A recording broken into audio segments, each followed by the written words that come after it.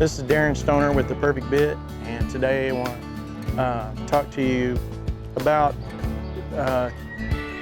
looking at your horse and evaluating what's going on. So let's take barrel racers, for instance.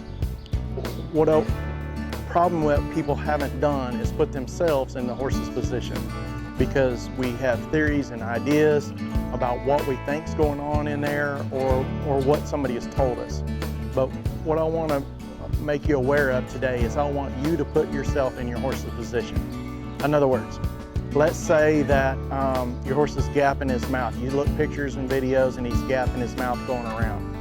It could be that the mouthpiece is collapsing and poking him, and we don't want to do that because it's not bringing him in submission, it's actually making them stiff in the neck. Because if we cause pain in their mouth that they don't know, it's just going to make them stiff and more resistant to us. So just look at your bit and see if the mechanics, what's going on.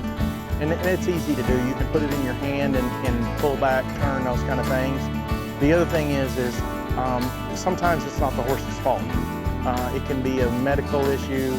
They're just physically not that fast, those kind of things. The other thing is I see videos all the time. People show me, barrel racers show me their videos and say, look, my hand is telling the horse to turn, but you can see it's a stride pass, whatever. Sometimes there's bits out there on the market that are working in some aspect, otherwise they wouldn't be using them. And I'll give you, for instance, a gag bit.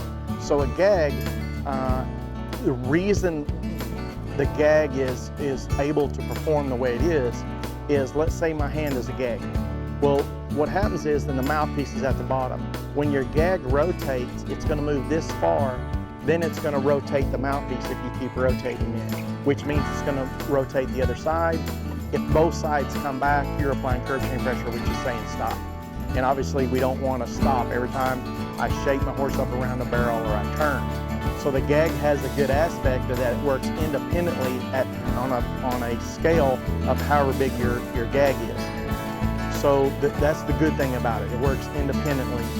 The negative that goes along with it is this is what I'm saying about when the barrel racers see the video. So let's say they're going past the barrel. Well, if you're coming to the barrel and your mouthpiece is at the bottom and your gag is going to rotate to however big your gag is, and then it's going to pull your mouthpiece and tell yours to turn or pick up and move over, shape it, whatever it might be.